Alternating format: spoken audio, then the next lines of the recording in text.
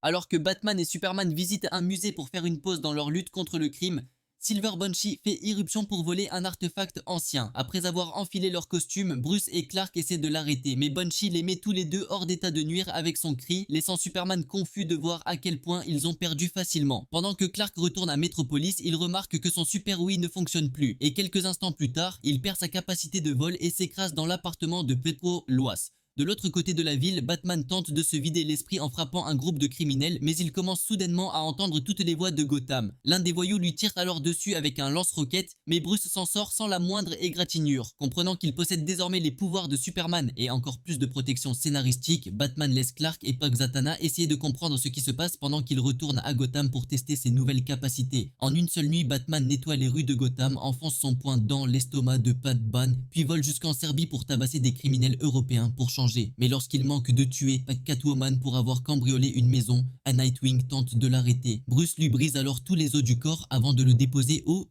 Manoir Wayne, sachant que Alfred prendra soin de lui. Réalisant que Batman a perdu la tête, Zatanna et Clark retrouvent une Silver Banshee et découvrent l'artefact responsable de tout cela. Pendant que la Justice League occupe Bruce, Superman met en place un plan pour récupérer ses pouvoirs. Alors que Batman commence à s'ennuyer de la Ligue, il décide de les écraser en quelques secondes. Mais quand il entend une voix familière venant de Gotham, il retourne sur Terre pour enquêter. Arrivé à Crime Alley, Bruce est choqué de voir ses parents marcher vers lui. Après les avoir serrés dans ses bras quelques instants, Batman fond en larmes alors qu'ils disparaissent lentement. Profitant de la distraction, Zatanna l'attaque par derrière et utilise l'artefact de Silver Banshee pour rétablir la réalité.